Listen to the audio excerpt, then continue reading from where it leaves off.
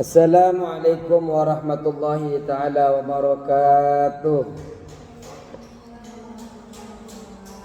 Bismillahirrahmanirrahim. Alhamdulillahi rabbil alamin. Wabihi nasta'inu ala umuri dunya waddin. Wassalatu wassalamu ala asrafil anbiya wal mursalin, Sayyidina wa habibina wa syafi'ina wa maulana Muhammadin wa ala alihi wa sahbihi ajma'in. Rabbana la ilma lana illa ma 'allamtana innaka antal alimul hakim. Rabbi shrah li sadri wa yassir li amri wahlul 'uqdatam min lisani yafqahu qawli, amma ba'du. Bismillahirrahmanirrahim. Qala musannif rahimahullahu ta'ala wa nafa'ana bi ulumi fid dharain, amin. Bismillahirrahmanirrahim.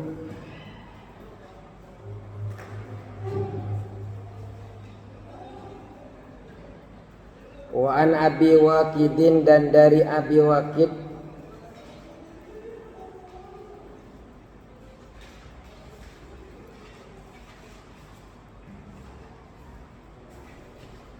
wa an Abi Waqidin al-Laitsi, dari Abi Waqid al-Laitsi.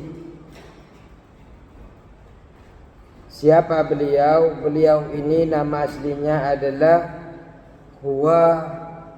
ialah Al-Haris bin Aufin, Haris bin Auf.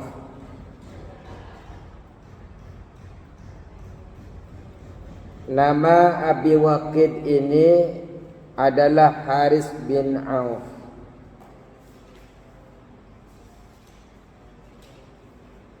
Waqila, dan dikatakan ghairu dzalika, bukan Haris bin Auf.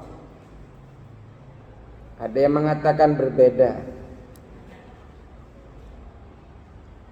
Mata beliau wafat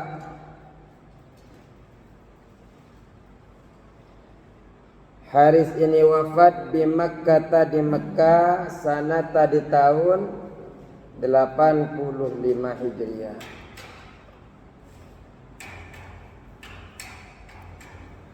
Hadis yang akan kita baca, hadis ke-13 dari Abi Waqid al-Laitsi radhiyallahu anhu, semoga Allah meridainya. Qala Abi Waqid atau Haris bin Auf ini berkata, qala Nabi sallallahu alaihi wasallam, Nabi bersabda. Apa yang disabdakan Nabi? Ma kuti'a minal bahimati, ma sesuatu. Kuti'a yang dipotong, minal bahimati dari hewan ternak.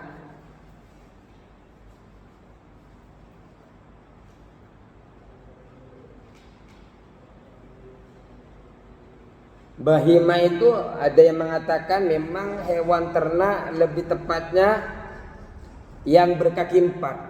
Bahimah itu apa saja yang berkaki empat hewan ternak? Unta, sapi, kambing, lembu, ya,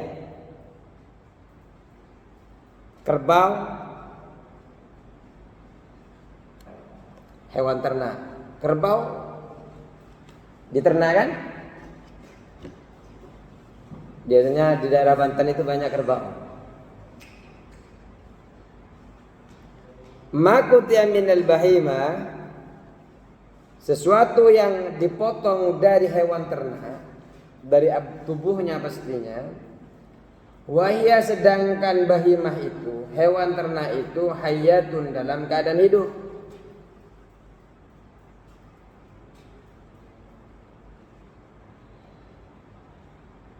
Ada orang iseng, hewan ternak lagi enak-enak makan, tahu-tahu dipotong telinganya, dibuat soft. Ada yang pengen buntutnya, tahu-tahu lagi hidup, buntutnya dipotong. Hayatun, hidup.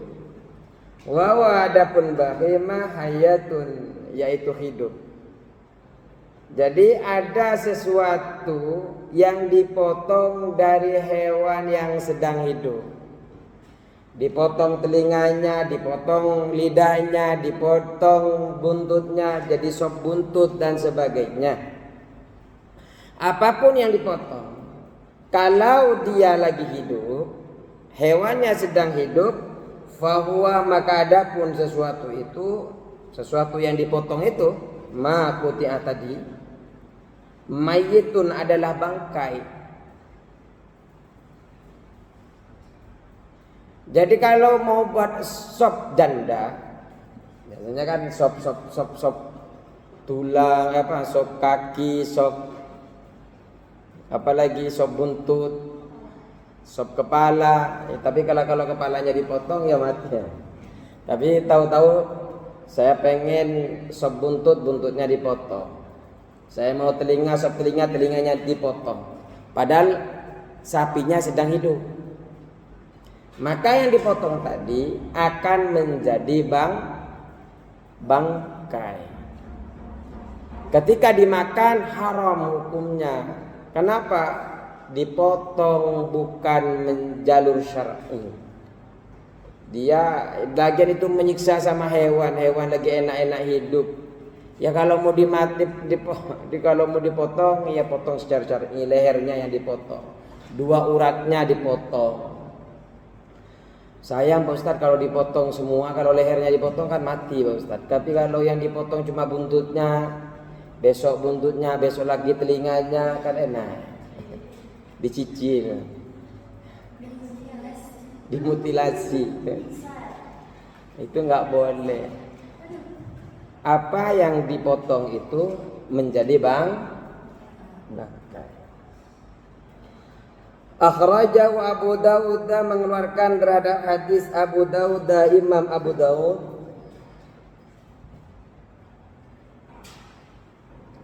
Wa Tirmidzi, dan Imam Tirmidzi.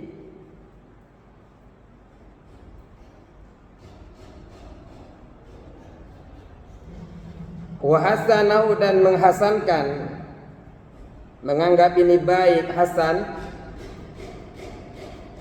At-Tirmidzi kepada hadis. Jadi At-Tirmidzi ini menganggap hadis ini hasan. Wallaftu, adapun lafadznya ini lahu, miliknya At-Tirmidzi. Ma quti'a minal bakhimati wa yahyatun fahuwa mayyitun. Ketimbang mau beli cuma lidahnya, mau buat cingur, kalau di Surabaya itu ada namanya rujak cingur. Biasanya rujak cingur itu diambil dari mulutnya sapi. Tahu cingur?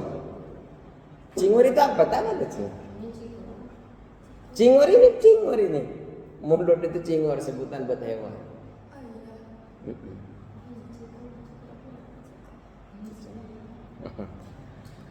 Lanjut. Babul aniyati, bab bejana, bab wadah. Tidak terasa kita sudah masuk ke bab yang berbeda. Kemarin sudah bab tentang air,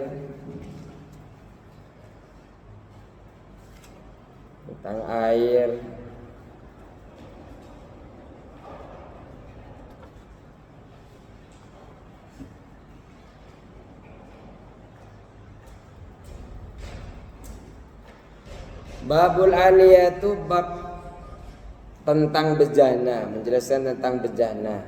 Bejana, apa bejana itu? Al-aniyatu, adapun aniyah bejana itu jam'u ina'in, ialah jamak dari lafaz ina. Jam'u ina'in, jamak dari lafaz ina. Wa huwa ma'rufun, ina ini ma'rufun, dikenal. Kita tahu ina ini. Wa huwa, adapun ina Aniyah pertama kan aniyatu. Kan ini adalah babul aniyati. Bab tentang aniyah.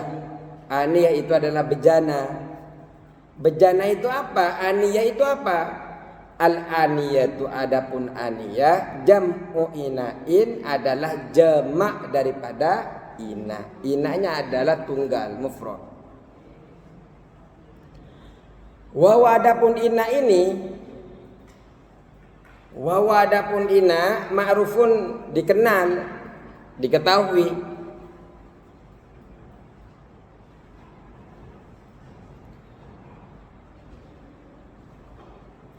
Wa innama dan sesungguhnya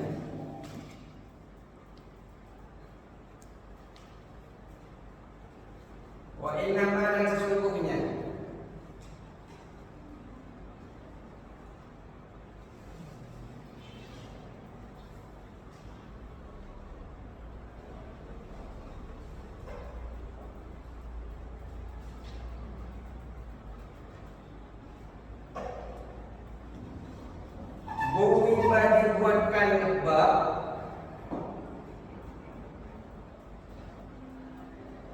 buwiba dibuatkan bab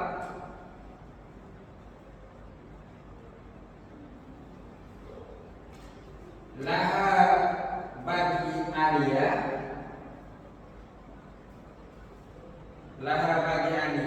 jadi dibuatkan bab bagi aliyah ini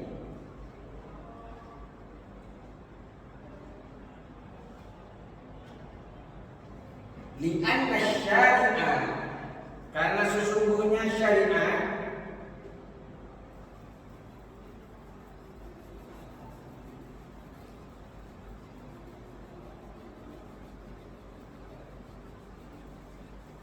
qad naha sungguh melarang an ba'diha dari sebagian aniyah. Aniyah itu apa? Ya, aniyah apa sih kan? Bejana atau wadah.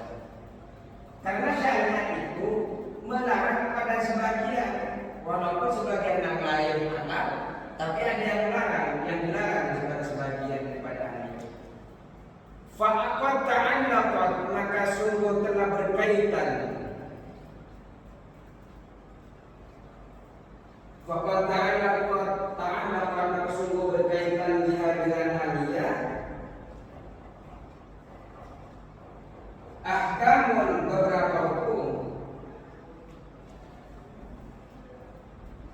Ahkamun beberapa hukum. Kama fisyari sebagaimana dijelaskan di dalam syarah, di dalam kitab syarah, dalam kitab penjelasan. Jadi aliyah ini dibuatkan bab khusus di dalam kitab Bulughul Maram ini karena ternyata ada kaitannya dengan hukum-hukum. Ada sebagian yang nanti itu tidak dibolehkan untuk kita pakai. Sehingga karena kita beragama Islam harus tahu aturan-aturan mana yang boleh, mana yang tidak. Mana yang bisa mendatangkan ridhonya Allah, mana yang bisa mendatangkan murkanya Allah. Kita mulai dari hadis yang pertama.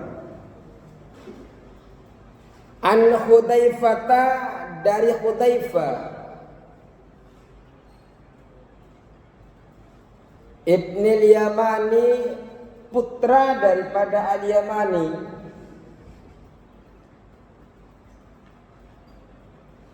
radhiyallahu anhuma, semoga Allah meridai Hudzaifah dan Al-Yamani dan putranya Hudzaifah.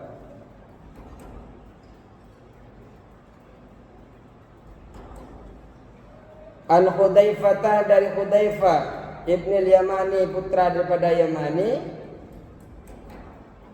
Hudzaifah ini putra dari Al-Yaman radhiyallahu anhu, semoga Allah meridai Hudzaifah dan orang tuanya yaitu Al-Yaman. Qala Hudzaifah berkata, Qala Rasulullah sallallahu alaihi wasallam, Rasulullah bersabda, la tashrabu, jangan kalian minum, la tashrabu, jangan kalian minum, fi aniyatiz zahabi, di bejana, fi aniyatiz zahabi, dari bejana yang terbuat dari emas, dari bejana emas, wal fiddati, dan perak.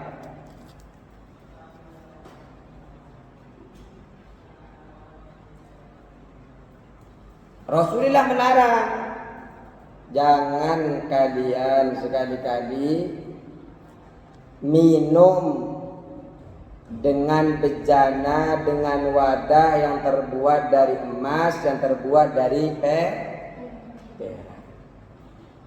Wala taqulu fi sihafihima, wala taqulu, dan jangan kalian makan. Wala taqulu, dan jangan kalian makan fi sihafihima, di dalam piring, dengan piring, fi sihafihima, dengan piring yang terbuat dari emas dan perak.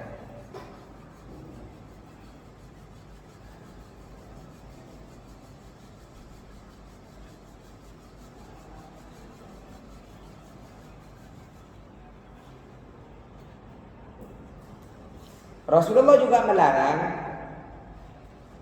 kalian untuk tidak makan yang terbuat, untuk makan menggunakan wadah yang terbuat dari emas dan perak. Kenapa? Coba ini ada nomor 2 ini. Apa yang disebut dengan sihaf ini? Sihaf jam'u sohfatin, yaitu jamak dari lafaz sohfah. Sohfah itu piring besar. Jadi sihafun itu jam'u sohfatin, jamak daripada lafaz sohfah. Apa sohfah? Wa adapun sohfah, wa adapun sohfah,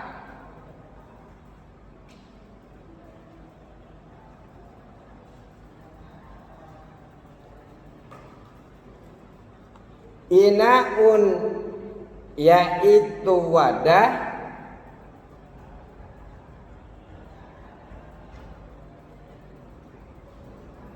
yushbi'u, yang bisa mengenyangkan,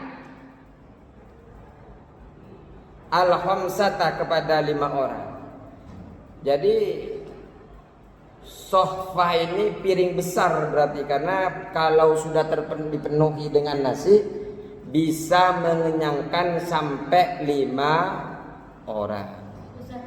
Jadi biasanya orang kaya itu di rumahnya kadang banyak yang punya piring gede terus warna emas. Itu nggak boleh dipakai berarti. Nggak boleh. Meskipun emasnya emas yang bisa dikopek. Iya, bukan emas kalau bisa dikopek.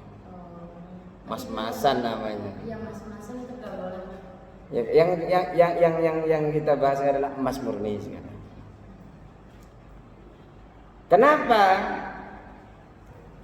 Oh, udah selesai nih? Belum. Wahya adapun sofa lil kafirin, miliknya orang kafir,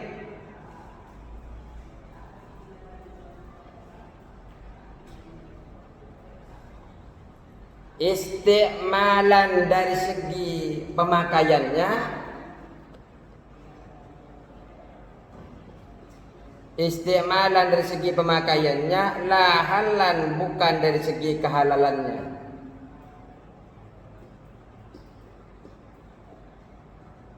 Karena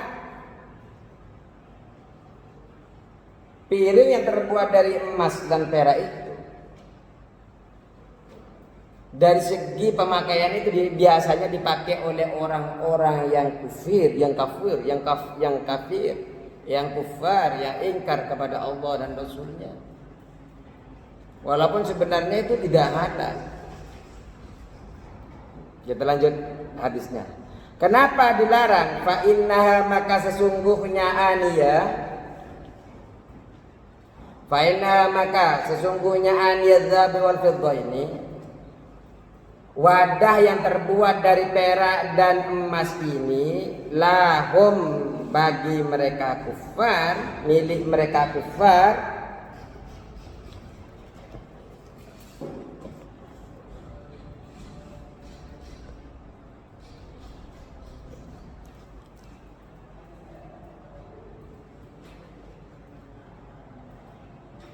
Lahum apa? Lahum apa? Lahum milik, lahum bagi mereka kufar atau milik mereka kufar.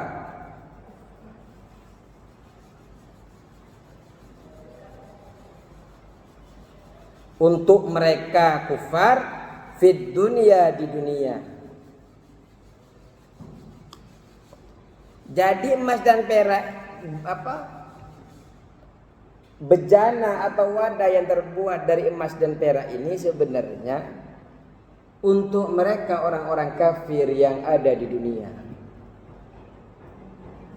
Walakum, dan bagimu, bagi kalian, emas dan perak itu bagi kalian fil akhirati, nanti di dunia akhirat.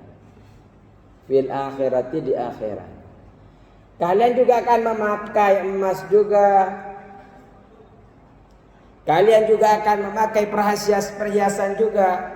Makanya kalau kita ngaji di dalam kitab Bidayatul Hidayah itu, kalau wudu seharusnya sampai ke lengan atas ini air yang sampai.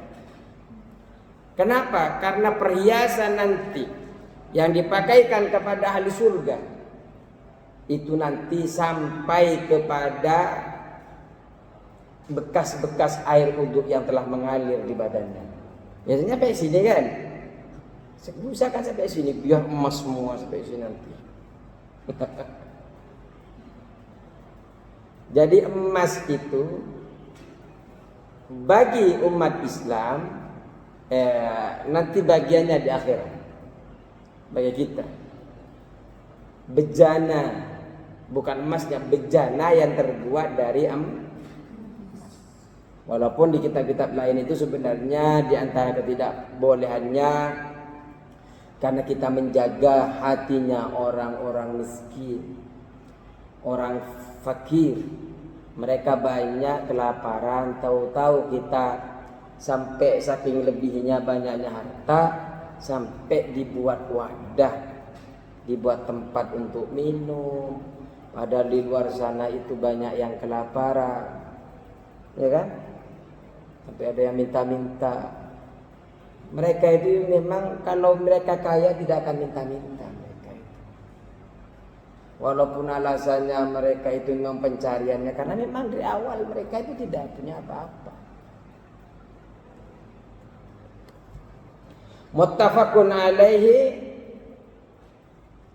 Muttafaqun alaih. Hadis ini diriwayatkan oleh Bukhari dan Muslim.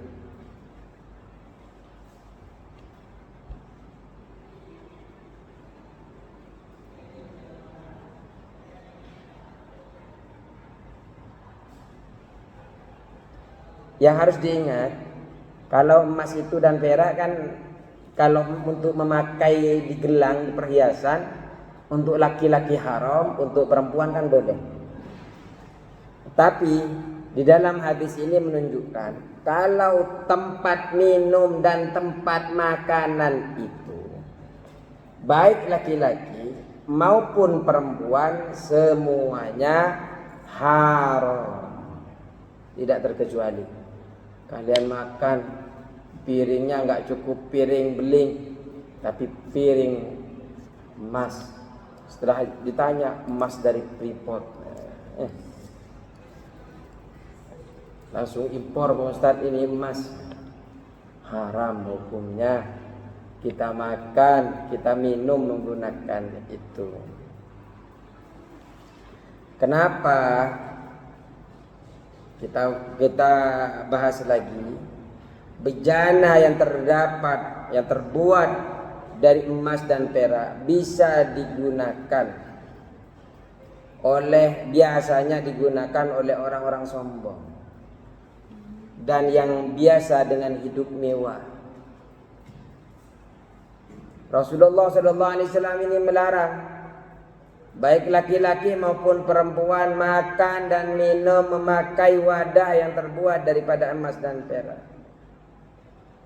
Dan kemudian Rasulullah bukan hanya melarang, tapi juga menjanjikan kebaikan kepada kita apabila kita umat Islam ini meninggalkan perbuatan tersebut dan memenuhi janjinya Nabi Muhammad SAW. Dan kita meyakini bahwa janji Nabi Muhammad itu pasti benar. Jadi barang siapa yang meninggalkan perbuatan memakai bejana wadah yang terbuat dari emas dan perak itu karena mengikuti ittiba, menjauhi larangan daripada Nabi Muhammad SAW, maka orang itu akan dibalas di akhirat dengan balasan pahala, dan insyaallah kita akan dijauhi daripada siksa Allah Subhanahu wa ta'ala.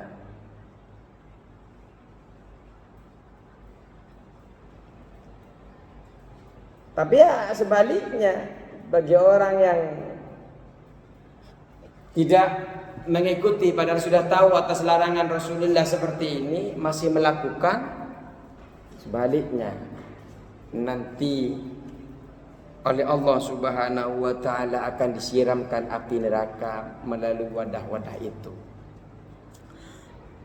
Akan menarik lagi pembahasan ini setelah kita memasuki pembahasan yang ke-15. Cukup sekian. Wallahul muwaffiq ila aqwamit thoriq. Wassalamualaikum warahmatullahi wabarakatuh.